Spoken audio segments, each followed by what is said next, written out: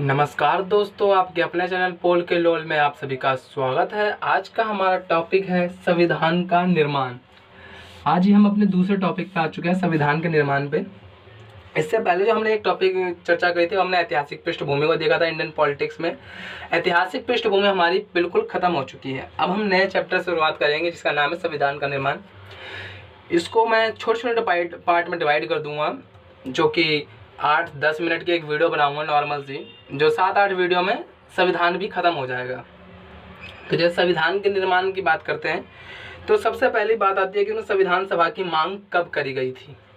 संविधान सभा की मांग कब करी गई थी।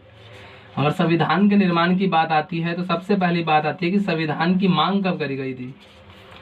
संविधान की मांग, संविधान की अगर हम मांग की बात करें तो संविधान की मांग 1934 में पहली बार सर्वप्रथम एम.एन. रॉय द्वारा करी गई थी। कब? 1934 में।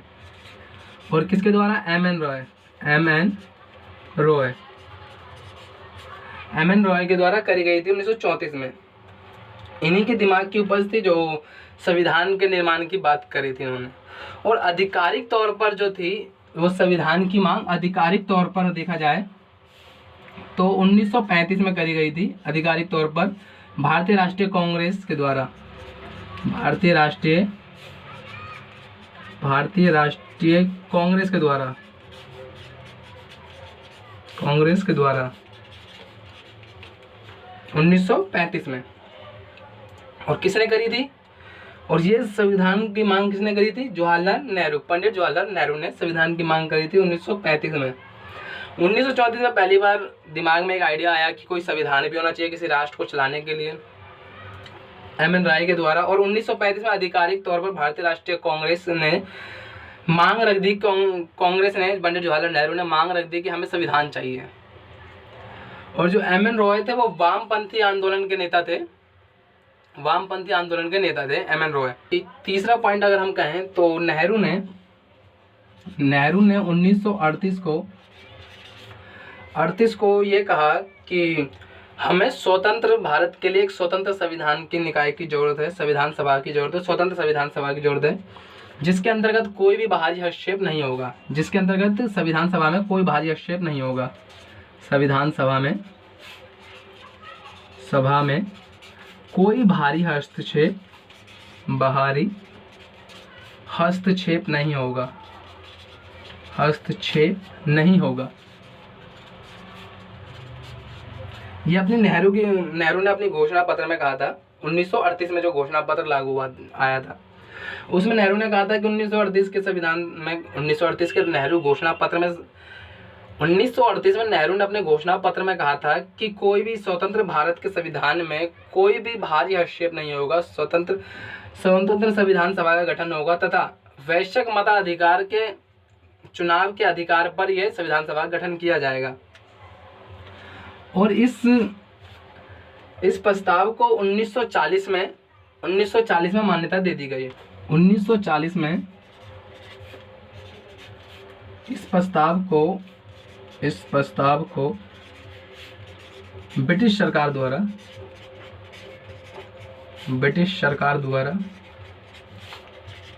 अपना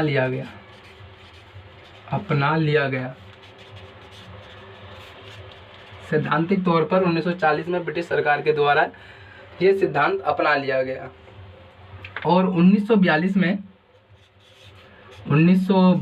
स्वीकार किया गया। इस प्रस्ताव को स्वीकार किया गया। तो संविधान सभा की मांग 1934 में पहली बार एम.एन. रॉय ने करी थी। 1935 में पहली बार आधिकारिक तौर पर भारतीय राष्ट्रीय कांग्रेस के नेता पंडित जवाहरलाल नेहरू ने मांग रखी थी कि हमारा देश का एक स्वतंत्र संविधान होना चाहिए। और 1938 में नेहरू की घोषणा पत्र में यह घोषणा करी गई थी कि जो स्वतंत्र भारत के लिए वो स्वतंत्र संविधान की व्यवस्था होनी चाहिए, स्वतंत्र भारत के लिए स्वतंत्र संविधान की आवश्यकता होनी चाहिए। और इसमें कोई भी बाहरी हस्तक्षेप नहीं होना चाहिए। इसमें जो प्रतिनिधित्व होंगे सारे वो भारत के होंगे। साथ में इसके अंतर्गत ये भी कहा गया था कि जितने प्रतिनिधित्व होंगे वो सारे भारतीय होंगे। साथ में इनका जो चुनाव होगा वो समानुपातिक प्रतिनिधित्व प्रक्रिया के हिसाब से चुनाव होगा। साथ में 1940 में इस प्रस्ताव को दिया गया, सैद्धांतिक तौर पर 1940 में इस प्रस्ताव को दिया गया जिसे हम अगस्त प्रस्ताव कहते हैं, और 1942 में इस प्रस्ताव को स्वीकार कर लिया गया। तो ये तो थी संविधान सभा की मांग।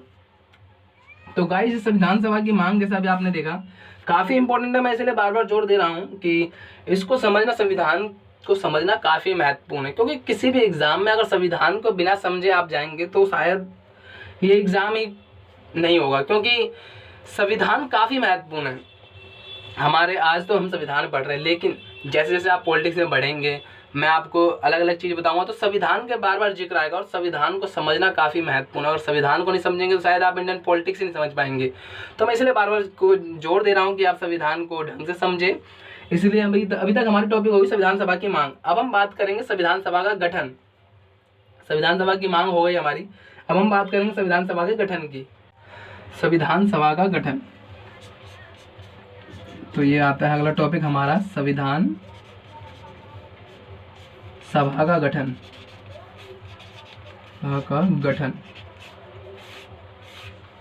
संविधान सभा के गठन को समझते हैं।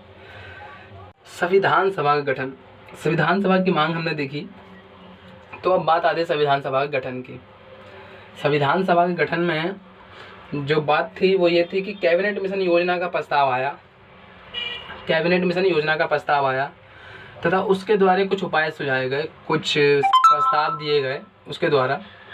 तो उन प्रस्तावों को स्वीकार कर लिया गया। प्रस्तावों को स्वीकार करके नवंबर 1946 को संविधान सभा का गठन हुआ। लेकिन इस जब कैबिनेट मिशन प्रस्ताव आया तो इस प्रस्ताव के अंतर्गत मुस्लिम लीग काफ़ी ज़्यादा विरोध करने लगे, और मुस्लिम लीग का विरोध काफ़ी हद तक था। उन्होंने वहाँ पर कहीं ना कहीं अलग राष्ट्र की मांग की नींव रखी। 1946 में उनका मुस्लिम लीग का आंदोलन हुआ कैबिनेट मिशन प्रस्ताव को लेकर, और उन्होंने अलग मांग, राष्ट्र की मांग की नींव रख दी वहाँ पर।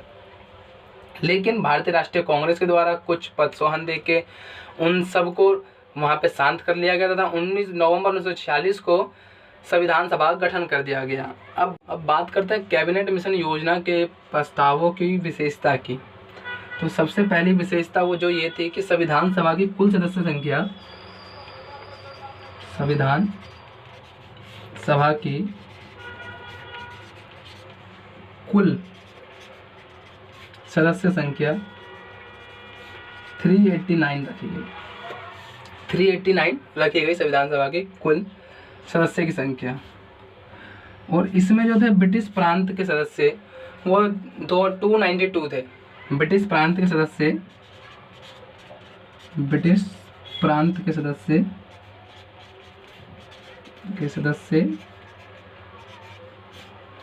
292 थे। 292 थे। और जो ब्रिटिश प्रांतों के कमिश्नर थे, यानी प्रतिनिधि चीफ कमिश्नर थे, उनकी जो संख्या थी वो 4 थी।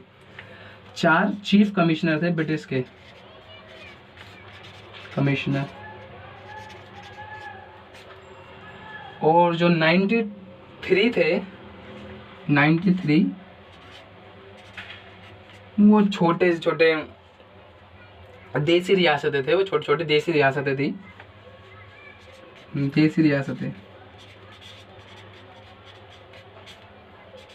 तो सबसे पहली बात तो ये कि 389 सदस्य थे, जिसमें 4 चीफ, 389 में 292 तो ब्रिटिश प्रांत के सदस्य थे, 93 देसी रियासतें के थे, और 4 जो थे वो चीफ कमिश्नर थे ब्रिटिश प्रांत के। तो ये तो हो गई सदस्य संख्या के बाद। अब बात यहाँ पे ये आती है कि ये जो जनसंख्या के यानी जो सीट का बंटवारा है वो कैसे करें। तो इस प्रस्ताव के अंतर्गत जो सीट का बंटवारा था वो ये था कि 10 लाख जनसंख्या पर एक सीट का बंटवारा किया गया। यानी जिस क्षेत्र की 10 लाख जनसंख्या है वहाँ पे एक सीट आवंटित कर दी जाएगी। ये तो हो गई सीटों का। लेकिन प्रत्येक ब्रिटिश प्रांत में या किसी अन्य प्रांत में वो विभिन्न जातियों के लोग थे। अब जातियों में बंटवारा कैसे किया जाए, इस प्रस्ताव की सबसे बड़ी समस्या अब आ गई कि इसमें जातियों में कैसे किया जाए बंटवारा। तो जातियों के बंटवारे के लिए ये किया गया कि जो जहाँ पे अधिक जनसंख्या समुदायों के बीच के अनुपात को देखा गया, यानी जैसे कि मान लीजिए छोटा सा इलाका है, यहाँ पे मुस्लिम बहुलवाद ज़्यादा है, और ये इलाका है यहाँ पे सिख बहुलवाद ज़्यादा है, और ये इलाका यहाँ पे हिंदू बहुलवाद ज़्यादा है। तो जिस क्षेत्र में जिसकी जनसंख्या अधिक होगी, जैसे ये इस इलाके में मुस्लिम की जनसंख्या अधिक है तो यहाँ पे मुस्लिम को निर्वाचित कर दिया जाएगा, यहाँ पे जैसे सिख है यहाँ पे सिख को निर्वाचित कर दिया जाएगा। यानी 3 श्रेणियाँ बना दी, मुस्लिम, सिख और इन दोनों जातियों को छोड़कर जो अन्य जाति बचती है उनके लिए। तो 3 जाति बना दी, मुस्लिम, सिख और जो बाद बाकी जाति थी उनके लिए। तो जिस क्षेत्र में जिसकी जनसंख्या ज़्यादा होगी उस क्षेत्र के उस सीट का आवंटित कर दिया जाएगा, ये प्रबंधन किया गया। ये तो बात हो गई ब्रिटिश प्रांत की, लेकिन बात आती है देशी रियासतों की भी। तो देशी रियासतों का चुनाव जो थे, देशी रियासतों का चुनाव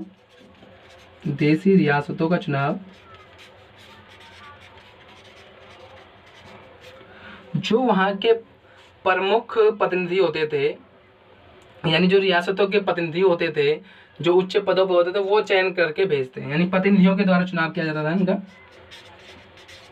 प्रतिनिधि के द्वारा चुनाव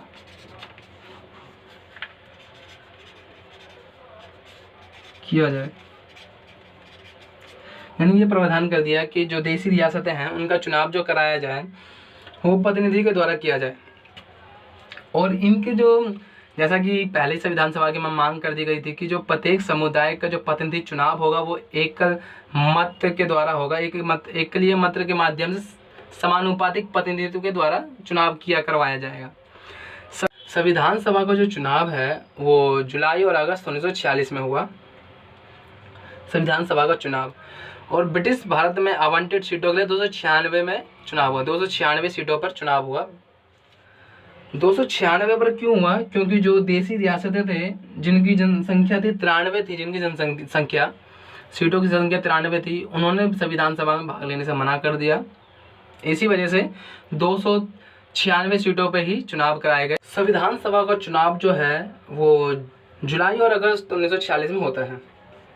और इस संविधान सभा की जो सबसे बड़ी विशेषता है वो ये थी कि इसमें हर एक समुदाय, हर एक जाति के लोग चुन के आते हैं, हर एक जाति के लोग, जैसे कि मुस्लिम, हिंदू, सिख, ईसाई, बौद्ध, जैन, अगल भारतीय समुदाय, साथ में महिलाएं भी चुन के आती हैं, जो कि इस संविधान की सबसे बड़ी विशेषताएं थी। 1900 जब संविधान सभा का चुनाव हुआ था तो 12 महिलाएं ऐसी थी जो चुन के आई थी।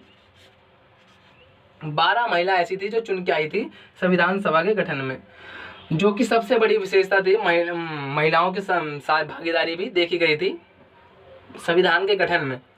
अगर देखा जाए तो महात्मा गांधी एक अपवाद अगर छोड़ दें तो उस वक्त के जितने भी बड़ी हस्तियां थी संविधान सभा के गठन में मौजूद थी। एक ऐसी भी रियासत थी जो कि इस चुनाव में प्रतिनिधि में शामिल ही नहीं हुआ, वो थे हैदराबाद। हैदराबाद जो थे वो संविधान सभा के गठन की समिति में सम्मिलित ही नहीं हुआ। उन्होंने संविधान सभा के गठन में सम्मिलित नहीं हुआ हैदराबाद। ये एक ऐसा ही इकलौता रियासत थे जो प्रतिनिधि में शामिल नहीं हुआ। तो ये थी संविधान सभा की मांग और संविधान सभा का गठन, इसकी चर्चा करी आज हमने। इसको मैं आगे ना बढ़ाते हुए, क्योंकि काफ़ी बड़ा वीडियो हो जाएगा अगर मैं और बढ़ाऊंगा तो, क्योंकि अब संविधान सभा की कार्यप्रणाली आएगी, संविधान सभा के आगे की चर्चा होगी, फिर साथ में भारतीय स्वतंत्रता अधिनियम 1947 के बाद संविधान सभा में कुछ परिवर्तन हुए वो पढ़ाना है। तो इस वजह से काफ़ी लंबा हो जाएगा, तो इसलिए मैं यहीं पर रोक देता हूँ। आज की वीडियो में संविधान सभा की मांग और संविधान सभा का गठन जो काफ़ी महत्वपूर्ण था। लेकिन दोस्तों मैं आपको यही बोलूँगा कि संविधान बहुत ज़्यादा इंपॉर्टेंट है किसी भी एग्ज़ाम के लिए। तो दोस्तों यही थी आज की हमारी वीडियो। अगर आपको वीडियो अच्छी लगी हो तो लाइक, कमेंट, सब्सक्राइब जरूर करें, तो अपने दोस्तों के साथ शेयर करना ना भूलें। और मैं जल्द ही अगली वीडियो में मिलता हूँ आपसे और संविधान के आगे कंटिन्यू करेंगे। धन्यवाद।